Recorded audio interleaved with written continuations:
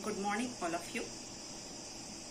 बच्चों, आज के क्लास में हम राष्ट्रीय आय की गणना में जो तीसरी विधि है यानी व्यय विधि, इसका हम अध्ययन करते हैं। देखिए, अभी तक के हमने उत्पादन विधि देखी, आय विधि देखी और अब है व्यय विधि। उत्पादन जहां प्रोडक्शन किया जा रहा है, तो प्रोडक्शन के बेस पर जो हम राष्ट्रीय आय निकाल रहे हैं, तो उसमें हमको जो उसकी मदद थी हमने उसके ऊपर ध्यान दिया और उसके आधार पे हमने न्यूमेरिक क्वेश्चन भी किए। फिर आय की मदद दी, जिसमें हमने साधन के उत्पादन के साधनों को जो पारिश्रमिक प्राप्त होता है, उन साधनों के माध्यम से उसके आयों की गणना की, यानी उसमें पूरी आयों को जोड़ा गया, तो उसकी हमने कुछ मदद देखी। अब आ गई आपकी व्यय विधि। तो व्यय मतलब क्या है? खर्च। तो जिस प्रकार से एक व्यक्ति कह लीजिए, एक देश कह लीजिए, जिस प्रकार से खर्च करता है, कहाँ खर्च करेगा, कितना खर्च करेगा, तो उससे भी हम अनुमान लगा सकते हैं कि जिसकी खर्च कैपेसिटी इतनी है, मतलब राष्ट्रीय आय कितनी होगी, मतलब जो आपके पास से निकल रहा है या हम निवेश कर रहे हैं। इसमें एक चीज और आ जाएगी, निवेश करना। सिर्फ खर्च ही नहीं हो रहा है, आपका उपभोग व्यय भी आ जाएगा और निवेश व्यय भी आ जाएगा। मतलब हमारे पास से पैसे जो गए वो आ गया आपका व्यय। आय में क्या हो रहा था कि हमको जितने पैसे आ रहे हैं एक व्यक्ति के पास से, चाहे वो विदेशों से आ रहे हैं, चाहे वो देश अपने कार्य के उपरांत प्राप्त हो रहे हैं या स्व उपभोग से प्राप्त हो रहा है, उन सबको हमने क्या किया था? प्लस किया था। लेकिन आज के इसमें व्यय विधि है, तो व्यय विधि में किस प्रकार से व्यक्ति कहाँ अपने पास से पैसे को निकालता है। एक प्रकार से कह लीजिए कि हम कुछ निवेश कर रहे हैं या हम कुछ वस्तुओं का उपभोग करने के लिए हम खर्च कर रहे हैं, तो जितने पैसे एक व्यक्ति का कह लीजिए, यानी निजी आय भी उसमें निजी खर्च भी आ जाएगा, फिर सरकार का खर्च भी आ जाएगा। तो इस प्रकार से इन सब खर्चों का आपकी जो मदें हैं, उन मदों के आधार पे हमको यहाँ पर व्यय विधि का अध्ययन करना है। तो देखिए, व्यय विधि के अंतर्गत कुछ महत्वपूर्ण पॉइंट है, जिन पॉइंट के आधार पे हम इसको कैलकुलेट करेंगे। तो आप देखिए, हम देख सकते हैं, मैंने कुछ महत्वपूर्ण पॉइंट्स यहाँ पे लिखे हैं व्यय विधि के अंतर्गत। ये हमारी तीसरी विधि है, थर्ड विधि, व्यय विधि। इसके अंतर्गत देखिए आपके आ जाएंगे उपभोग व्यय प्लस निवेश व्यय। उपभोग व्यय क्या होंगे? यह व्यक्तिगत हो सकते हैं। उपभोग व्यय यानी ये व्यक्तिगत हो सकते हैं। निवेश व्यय क्या हो सकते हैं? ये कमर्शियल व्यय भी हो सकते हैं। इसको हम कह सकते हैं, एक प्रकार का हम एग्जाम्पल लेते हैं तो ये कमर्शियल व्यय। तो इस प्रकार से हम कहेंगे कि जितने भी जो व्यय हो रहे हैं, चाहे हमने वो निवेश की दृष्टि से किए हो या उपभोग की दृष्टि से किए हो, वो सारे व्ययों के अंतर्गत जो इनकी जो मदें आएगी उसको हम व्यय विधि में जोड़ेंगे। जैसे हमने उत्पादन व्यय की कुछ मदें देखी, उसको हमने प्लस किया। आय विधि की मदें देखी, उसको हमने प्लस किया। ठीक उसी प्रकार उपभोग व्यय की। तो ये महत्वपूर्ण 5 विधियां जो है, 5 मदें जो हैं, इसको हम जोड़ेंगे। तो देखिए, पहले निजी अंतिम उपभोग व्यय, और ध्यान दीजिएगा यहाँ पर भी अंतिम उपभोग व्यय लेंगे। मध्यवर्ती वस्तुओं के उपभोग वाले को हम नहीं जोड़ेंगे, सिर्फ अंतिम उपभोग व्यय। मध्यवर्ती क्यों नहीं लेंगे?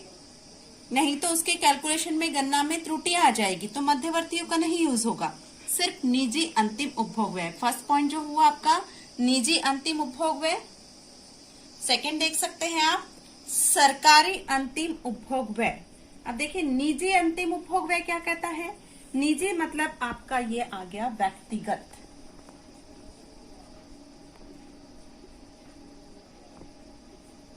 और सरकारी अंतिम उपभोग व्यय मतलब सरकारी अंतिम उपभोग व्यय जो सरकार सार्वजनिक कार्यों के लिए करती है, सुरक्षा की दृष्टि से खर्च करती हैं, उनको हम कहेंगे सरकारी अंतिम उपभोग व्यय। यानी सार्वजनिक कार्य। सार्वजनिक कार्य क्या होते हैं?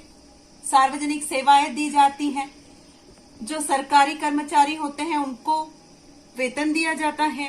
फिर सुरक्षा की दृष्टि से कुछ कार्य करने के लिए उपभोग व्यय किए जाते हैं। तो इस प्रकार से ये जो कार्य है, सार्वजनिक सेवाएं और सुरक्षा, उसके लिए जो उपभोग किया जा रहा है अंतिम उपभोग व्यय, ये कहलाएगा सरकारी अंतिम उपभोग व्यय। इसमें पारिश्रमिक भी शामिल हो जाएगा। कौन सा पारिश्रमिक? सरकारी कर्मचारियों का।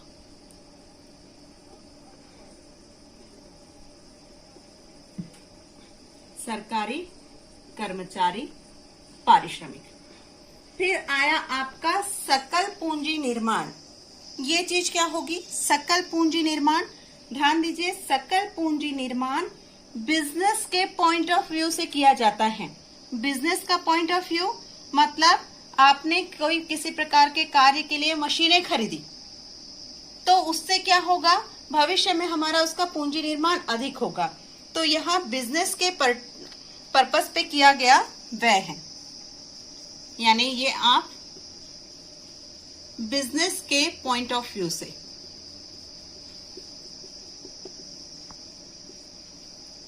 मतलब ऐसा निवेश कर रहे हैं जिसमें आपका फ्यूचर में, जैसे कोई आप मशीन खरीद रहे हैं, किसी कार्य के लिए मशीनें खरीदना, तो इससे क्या हो जाएगा?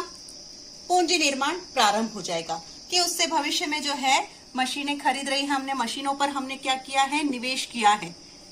तो इस प्रकार से, या नई टेक्नोलॉजी पर हमने निवेश किया, तो इसमें क्या हो जाएगा? सकल पूंजी निर्माण होने लगेगा। मतलब पूंजी की जो आमदनी है, यानी पूंजी की जो गति है, वो ज्यादा मात्रा में बढ़ जाएगी। तो यह हुआ सकल पूंजी निर्माण। फिर है निवल निर्यात। निवल निर्यात क्या है? निवल निर्यात मतलब निवल निर्यात क्या है? हमने पहले भी देखा था, निर्यात में से आयात को हम घटा देते हैं तो आपका शुद्ध निर्यात जो है वो मिल जाएगा। तो ये कहलाएगा आपका निवल निर्यात। फिर स्टॉक में परिवर्तन। स्टॉक में परिवर्तन क्या होगा? स्टॉक में परिवर्तन यानी अंतिम स्टॉक माइनस प्रारंभिक स्टॉक। ये हम अच्छे से समझ सकते हैं, क्योंकि स्टॉक में परिवर्तन के लिए जो वर्ष के अंत में जो स्टॉक बच गया है, चाहे वो देश के पास हो या किसी व्यवसाय के पास हो, उसमें से प्रारंभ का स्टॉक, उस लेखा वर्ष के प्रारंभ का स्टॉक को हमने घटा दिया, तो उस स्टॉक के परिवर्तन को क्या कहेंगे? स्टॉक को क्या कहेंगे? स्टॉक में परिवर्तन। यानी बीच का जो भाग जो बच गया वो आपका ईयर एंड में आपके पास का होगा। तो इस प्रकार से इन सब, मतलब उसके ऊपर उतना खर्चा किया गया स्टॉक के ऊपर। तो इस प्रकार से हमने देखिए 5 चीजें, निजी अंतिम उपभोग व्यय, सरकारी अंतिम उपभोग व्यय, सकल पूंजी निर्माण, निवल निर्यात, स्टॉक में परिवर्तन। और 2 शब्द और ध्यान रखेंगे, जैसे बार बार यहाँ उपभोग व्यय आ रहा है, तो उपभोग व्यय तो ठीक है, निजी अंतिम उपभोग व्यय, लेकिन निवेश व्यय भी साथ में रखेंगे।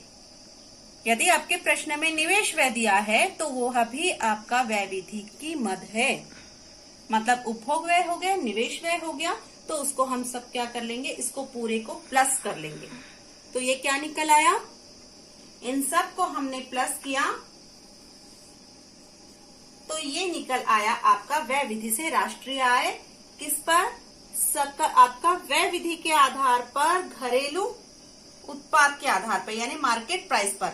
अभी तक के तो आपके कोर्स में जो है सिलेबस में यही तक के आपको दिया गया है, यानी ये आगे का जो मैंने पॉइंट्स लिखा है ये आपके विधि में नहीं दिया है। मतलब आपके सिलेबस में ये चीजें नहीं दी गई हैं। ये चीजें हमने देखिए उत्पादन विधि में अच्छे से पढ़ा है।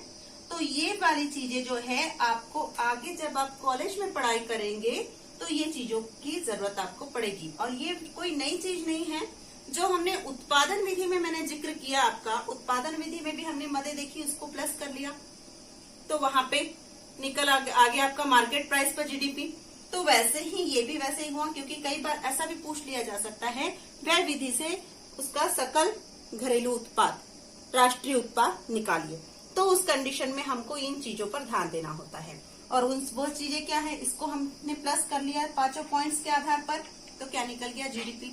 जो जनरली हमारे पास में अभी जो वर्तमान में जो सिलेबस में क्वेश्चन है वो इन्हीं पर आधारित है, इस पर आधारित नहीं है ना। यही चीजें देखिए हमारे उत्पादन विधि में भी आ जाता है, आय विधि में भी आ जाता है, यदि आपको प्रश्न उस प्रकार से पूछा गया तो। लेकिन यहाँ पे आपके पास में सिलेबस में नहीं है, लेकिन फिर भी एक बार रिवाइज करवा देती हूँ जब मैं पूरी मेथड बता रही हूँ आपको। तो इसके मेजरमेंट में क्या होता है, ये आपने प्लस कर लिया, यानी ये यहाँ पर राष्ट्रीय आय निकल गई आपकी।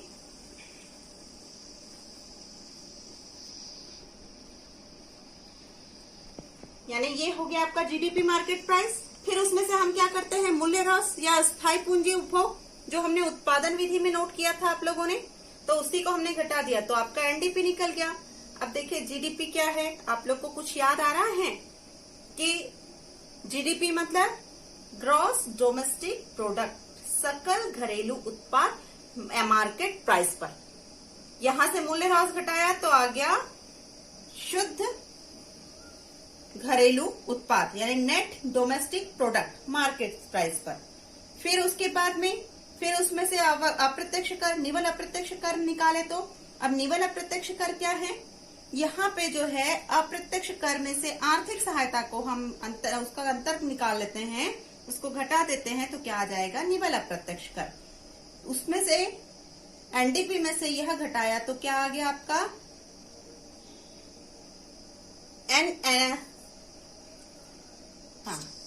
यहाँ पर आ जाएगा जीएनपी। एनडीपी जीडीपी हुआ, फिर एनडीपी हुआ, तो अब फैक्टर कॉस्ट पे आ जाएगी, यानी साधन लागत पर, कारक आय पर। तो यहाँ से अप्रत्यक्ष कर घटाया हमने, तो ये निकल गया आपका ग्रॉस नेशनल प्रोडक्ट यानी सकल राष्ट्रीय उत्पाद। फिर उसमें से विदेशों से प्राप्त शुद्ध कारक आय को हम घटा देते हैं, तो ये निकल आया आपका एनएनपी यानी नेट नेशनल प्रोडक्ट, ये भी आपका फैक्टर कॉस्ट पर। तो इस प्रकार से ये आगे की प्रोसेस है। तो आपकी व्यय विधि के आधार पर आप इन चीजों पर बिल्कुल बहुत अच्छे से ध्यान देंगे, क्योंकि इन्हीं चीजों के आधार पर हमको न्यूमेरिक क्वेश्चन बनाने हैं। तो मैं कुछ न्यूमेरिक क्वेश्चन दे रही हूँ। देखिए मैंने उस दिन भी आपको बोला था, आय विधि हमने जब पढ़ा है तो आय विधि की वीडियो में भी मैंने आपको बताया है कि आय विधि है और व्यय विधि है, इसका कैलकुलेशंस करना आपके लिए आसान हो जाएगा। और कई बार कुछ क्वेश्चन ऐसे दिए जाते हैं जिसमें आय विधि और व्यय विधि दोनों ही पूछ लिया जाता है, लेकिन वो क्वेश्चन उस प्रकार से दिया हो तब उसमें इक्वल निकलते हैं। और यदि आपके सही मदे हो तो हम कोई भी विधि से करें तो इन विधियों से इनके जो आंसर है राष्ट्रीय आय जो निकलेगी वो एक जैसी होगी। लेकिन इस बार पर ध्यान देना होगा, कई बार क्वेश्चन में इस तरह से पूरी मदे नहीं दी होती हैं। कुछ क्वेश्चन ऐसे होते हैं जिनको बोला गया होता है कि आय विधि से भी हल कीजिए और व्यय विधि से भी हल कीजिए। जब दोनों से हम उसको करेंगे तो दोनों से राष्ट्रीय आय सेम निकलेगी। लेकिन कुछ क्वेश्चन में या तो कुछ मदे जो है वो नहीं दी गई है, इसलिए यदि हमको बोला है कि व्यय विधि से कीजिए तो उसको हमको व्यय विधि से ही निकाल के दिखाना है, वहां हम उसको कंपेयर करके नहीं देखेंगे।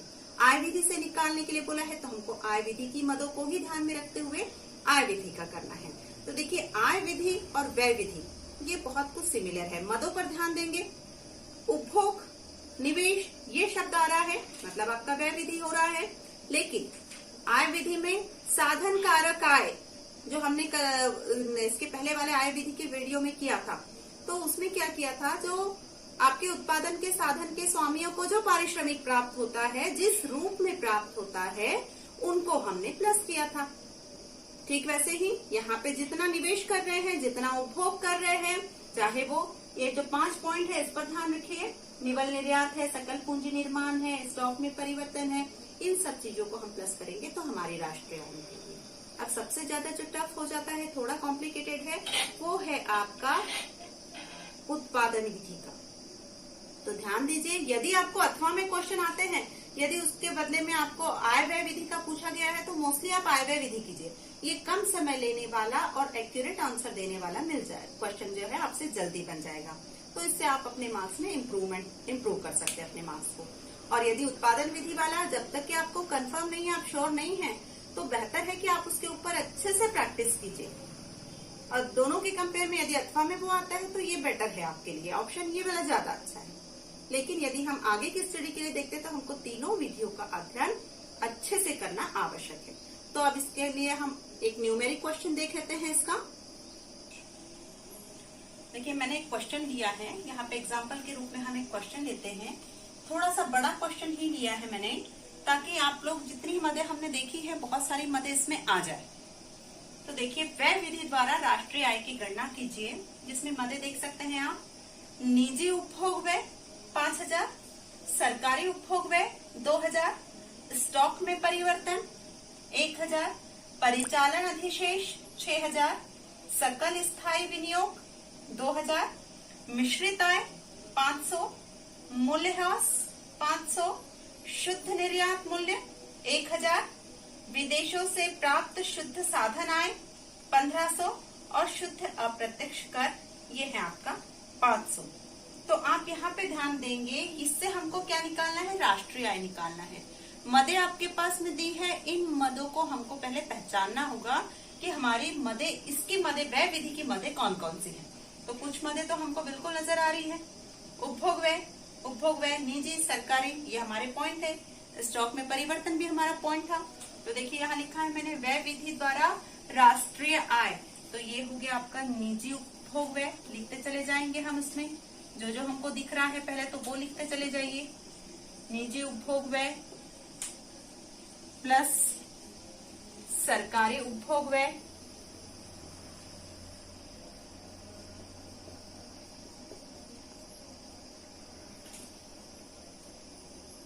प्लस स्टॉक में परिवर्तन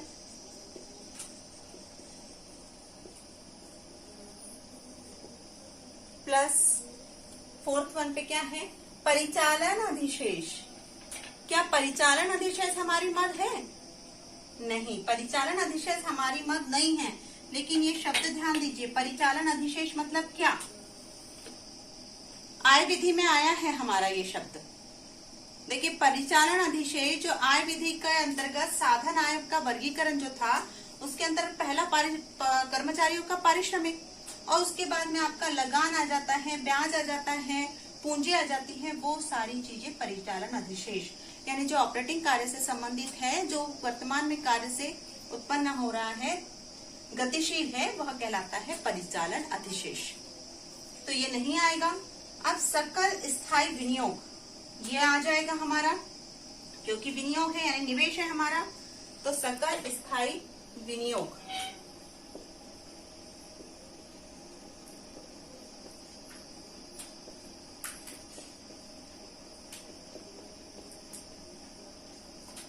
इसके बाद देख सकते हैं आप, इसके बाद और क्या आएगा, सकल स्थायी विनियोग, फिर मिश्रित आय। मिश्रित आय यहाँ की मद नहीं है। मूल्यह्रास ये आएगा क्या यहाँ पर, आप बताइए, देखेंगे मदों को ध्यान देंगे, और इस पे बोर्ड पे फिर से आप इसके पॉइंट्स को देखिए कि किस प्रकार की मदें कौन कौन सी आएगी। पहला निजी उपभोग व्यय ये आएगा आपका, फिर सरकारी उपभोग व्यय यहाँ आ जाएगा, स्टॉक में परिवर्तन ये आया आपका, फिर सकल स्थायी विनियोग ये आया, मिश्रित आय, आय की मद है, ये हमारी नहीं आएगी। फिर उसके बाद देखिए मूल्यह्रास, शुद्ध निर्यात मूल्य, शुद्ध निर्यात मूल्य हमारा था, तो ये वाला हमारा हो जाएगा प्लस होएगा, शुद्ध निर्यात मूल्य, ये भी हमारी मद में शामिल था। फिर उसके बाद में विदेशों से प्राप्त शुद्ध साधन आय, तो ये भी आपकी मद में आ जाएगा। पूंजी निर्माण के अंतर्गत ये देखिए, ये कब आएगा हमारा, जो मैंने आपको पूरा दूसरा वाला पॉइंट जो लिखवाया था, जिसके अंतर्गत पहले हमारी 5 चीजें हो गई थी। 5 चीजों के बाद में हमको निकालना है यह राष्ट्रीय आय, यानी ये मान के चलिए हमको निकालना है एनएमपी। अब एनएमपी के लिए हमको क्या करना होता है, हमने पहले निकाला आपका, स्टार्टिंग में था आपका जीडीपी, जीडीपी से जब हमने एनडीपी निकाला तो उसमें क्या किया था, हमने मूल्यह्रास को माइनस किया। ये सिर्फ इतना जो है हमारा निकल गया जीडीपी, लेकिन हमको राष्ट्रीय आय निकालना है, पूरा व्यय विधि से राष्ट्रीय आय निकालना है। तो इसके बाद में शुद्ध निर्यात मूल्य क्या हो गया, ये चीजें इतनी पूरी जुड़ गई, तो ये जीडीपी निकल गया। एनडीपी के लिए मूल्यह्रास को हम घटा देंगे, यानी ये हमारा हो गया मूल्यह्रास। मैं उसी वे में लिख रही हूँ जिस वे में हमने पढ़ा है। अब यहाँ से मूल्यह्रास निकाल लिया तो एनडीपी माइनस हुआ।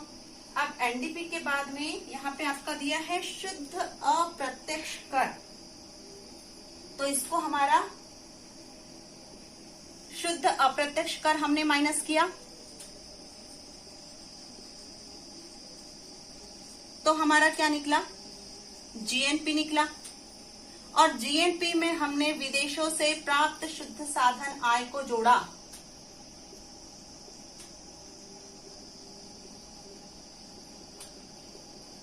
इसको हमने प्लस किया, तब जाके हमारा क्या निकला है, NNP।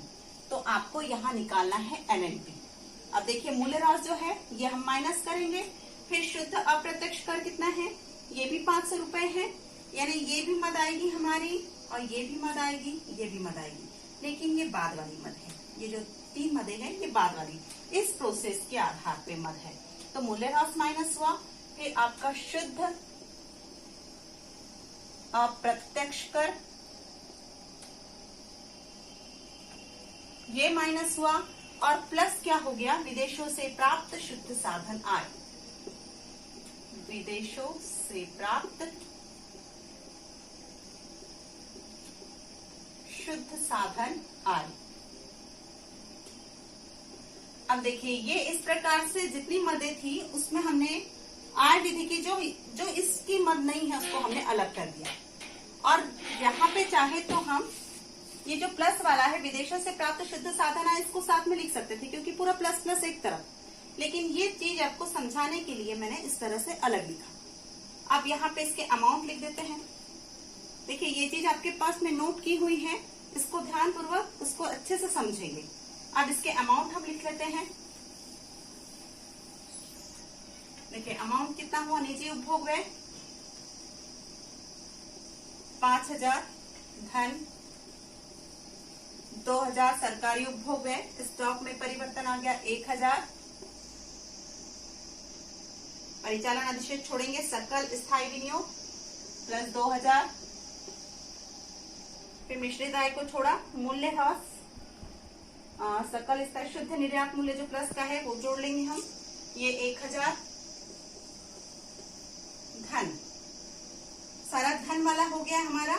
उसके बाद में मूल्यह्रास है -500, फिर शुद्ध अप्रत्यक्ष कर है हमारा 500, फिर एक और प्लस आ रहा है विदेशों से प्राप्त शुद्ध साधन आय, ये है हमारा 1500। अब देखिए टोटल लगाइए, 5, 6, 7, 8, 9, 10, 11, 12, 12,500 में से 1000 गया, तो ये आ गया आपका 11,500 करोड़। आप देख सकते हैं, एक बार इसको ध्यानपूर्वक देखिए किस प्रकार से हमने निकाला है। व्यय विधि द्वारा राष्ट्रीय आय, यानी ये हमको निकालना है NNP। यहाँ ध्यान देंगे NNP, जो मैंने आपको फॉर्मेट में मद में पूरा एग्जाम्पल के साथ आपको पूरा लिखवाया है, तो उसी आधार पर आपका व्यय विधि की मदों के आधार पे इसमें ये मदें हमने यहाँ पे ले ली। पहले मदों को लिखा और उसके अमाउंट को लिख के इसको कैलकुलेट किया, और अंत में यही आपका आंसर हुआ। राष्ट्रीय आय 11,500 करोड़ रुपए। ये पूरी मदों को समझाने के लिए मैंने ये आपका बड़ा वाला क्वेश्चन दिया। अब इसके बाद में एक दूसरा क्वेश्चन देखते हैं। देखिए एक अन्य क्वेश्चन भी मैंने आपको लिया है, ये सेकंड एग्जाम्पल हमारा।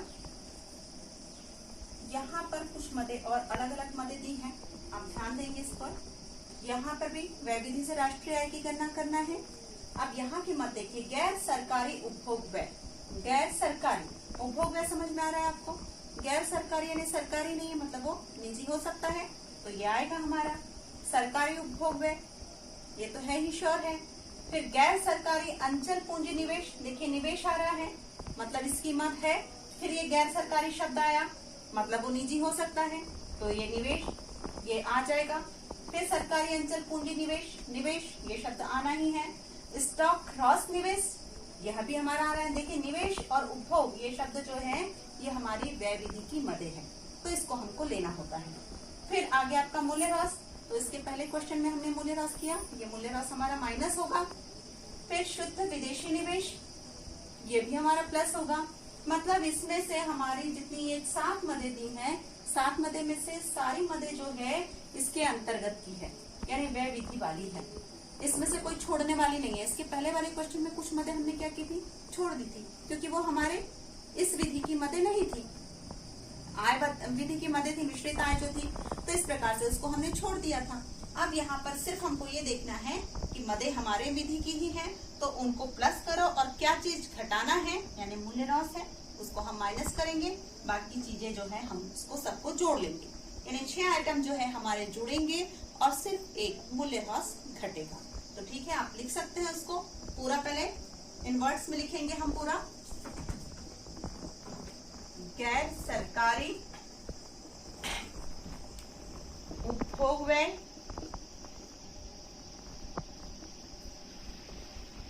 प्लस सरकारी उपभोग व्यय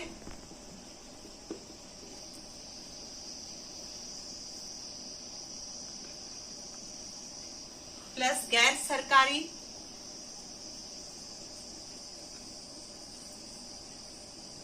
अंचल पूंजी निवेश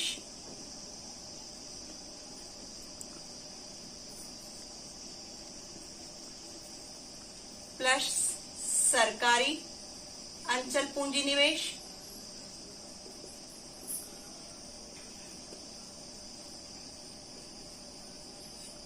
जितनी धन जोड़ने वाली है उसको हम साथ में लिख लेते हैं। स्टॉक ह्रास निवेश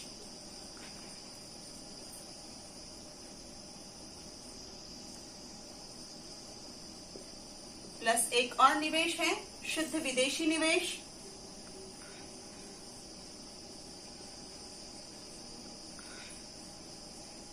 और एक हमने लास्ट में माइनस करना है मूल्य ह्रास। ये हमने इनवर्स में लिखा। अब हमारा अमाउंट डाल देंगे इसमें। तो देखिए 50,000 धन 1,000 धन 1,000 धन 2,000 धन 500 धन 500 माइनस 700। अब देखिए 50, 51, 52, 53, 54 और ये दोनों हो गया 55। 55,000 में से 700 को हमने माइनस किया तो ये कितना आ जाएगा 54,300 करोड़ रुपए। ये हो गया आपका आंसर। राष्ट्रीय आय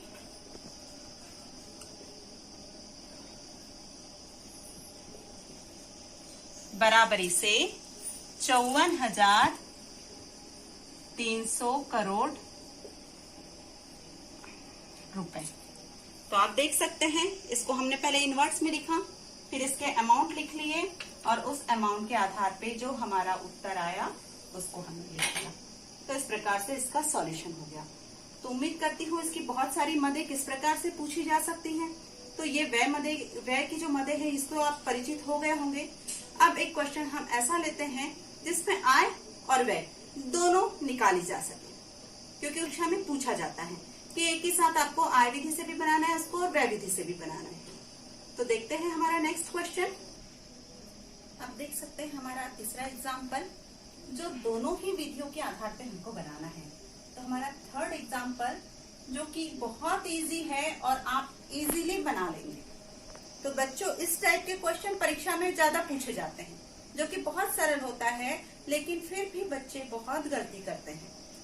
वो इसलिए यदि आप ये तीनों विधियों के जो वीडियो आप देख लेंगे तो मैं बिल्कुल कह सकती हूँ कि आपसे ये जो त्रुटियां है जो हो रही हैं वो त्रुटियां नहीं होंगी। अब देखिए यहाँ पे हमको आय एवं व्यय विधि द्वारा राष्ट्रीय आय की गणना करना है, दोनों विधि। और अब मैंने कुछ मदें दी गई है यहाँ पर। पहली है वेतन व मजदूरी 4,000, किराया 700, लाभ 1,300, ब्याज 500, उपभोग व्यय 4,000, सकल घरेलू विनियोग 1,500, शुद्ध विदेशी विनियोग 1,000। तो ये क्वेश्चन में भी मदें कुछ ऐसी नहीं है जो आपने नहीं पढ़ी है या आपको नहीं मालूम। तो ये सारी मदें देखिए बहुत इजी मदें हैं। आप आय की मदें बिल्कुल पहचान सकते हैं। पारिश्रमिक जो मतलब उत्पादन के साधनों को जो पारिश्रम मिलता है उन्हीं को है। तो वेतन मजदूरी कर्मचारियों का पारिश्रमिक, किराया, लाभ, ब्याज ये तीनों मैंने बताया आपको परिचालन अधिशेष कहा जाता है इन तीनों को ही।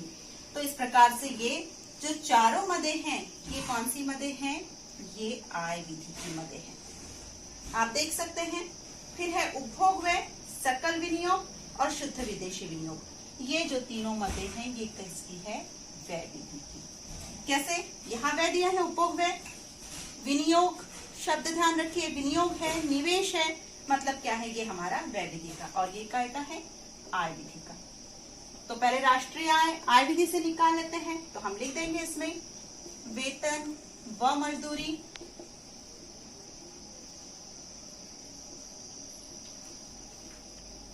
प्लस किराया प्लस लाभ प्लस ब्याज। जो चारों चीजें हमको दी हैं उसको हम प्लस कर देते हैं। ये है आपके पास में 4000 धन 700 धन 1300 धन 500। इस प्रकार से कितना आ जाएगा? 4 और ये 5 6,500 6,500 करोड़ रुपए। ये निकल गई राष्ट्रीय आय किस विधि द्वारा? आय विधि द्वारा। अब हम देखते हैं राष्ट्रीय आय व्यय विधि द्वारा। इसकी हमारे पास में 3 मदें दिखाई दे रही है प्रश्न में, तो उन तीनों मदों को जोड़ देंगे। देखिए हमने आय की मद अलग कर दी और व्यय की मद अलग अलग कर दी। देख लेते हैं इसको। इज इक्वल टू उपभोग व्यय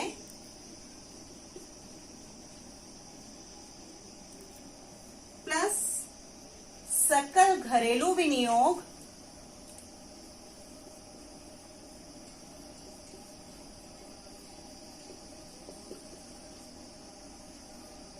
प्लस शुद्ध विदेशी विनियोग।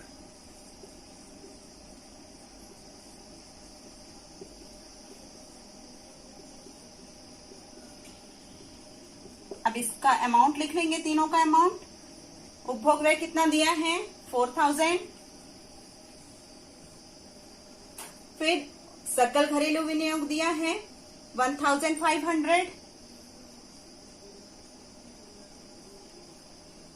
प्लस शुद्ध विदेशी विनियोग ये दिया आपका 1000, मतलब 4000 धन 1500 धन 1000। देखिए इसको प्लस करते, 4 और 1 5 और 1 6, 6500। ये भी हमारा 6500 था, ये भी हमारा 6500 है। तो ये हो गया 6500 करोड़ रुपए। तो इस प्रकार से ये निकली आपकी व्यय विधि। व्यय विधि से हमने राष्ट्रीय आय निकाला और आय विधि से भी हमने राष्ट्रीय आय निकाला, और दोनों के आधार पर क्वेश्चन में आंसर कैसे आया? आपका सेम आया है। यदि इस टाइप का क्वेश्चन आपको पूछा जाता है आंसर हमेशा सेम आएगा। यदि दोनों विधि को अप्लाई करने बोला मतलब दोनों विधि की पूरी मदद दी है। और यदि आप अन्य क्वेश्चन में देखने की कोशिश करोगे, करने की कोशिश करोगे, तो यहाँ हो सकता है आगे पीछे आए, क्योंकि उसमें वो पूछा नहीं गया है, तो उस प्रकार की पूरी मदद नहीं डाली जा सकती है। तो इस प्रकार से यहाँ पर ये जो प्रश्न है इसमें आय और व्यय दोनों ही पूछा गया। तो इस टाइप के क्वेश्चन में कैसा होगा? दोनों को उत्तर कैसा निकलना चाहिए? सेम। किसी भी विधि से करे राष्ट्रीय आय एक जैसी होनी चाहिए। उत्पादन विधि हो, आय विधि हो या व्यय विधि हो, तीनों से आंसर क्या हो जाएगा? एक जैसा हो जाएगा। तो यहाँ आंसर लिख लेंगे हम, राष्ट्रीय आय बराबरी से 6500 करोड़ रुपए। ये कंप्लीट हुआ आपका क्वेश्चन।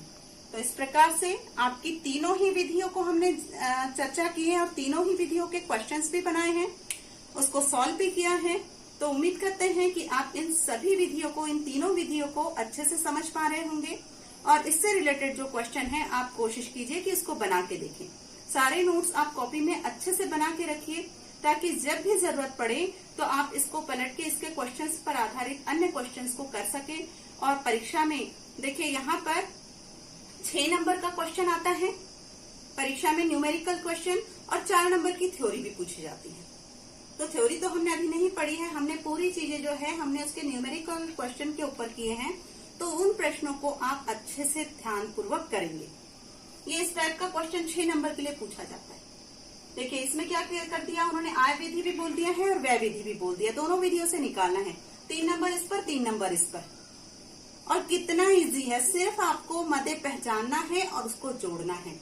तो ऐसे क्वेश्चंस को भूल कर भी ना छोड़े, यहाँ तक कि इसको पूरी तरह से इस तरह से लिखें कि आपको 6 में से 6 नंबर पूरे आपके हाथ में होना चाहिए। तो आप इस पे फिर से प्रैक्टिस कीजिए, अच्छे से नोट्स बना के रखिए। उम्मीद करते हैं आपको ये जो तीनों वीडियो हैं आपके लिए यूजफुल होंगे। आज के लिए धन्यवाद।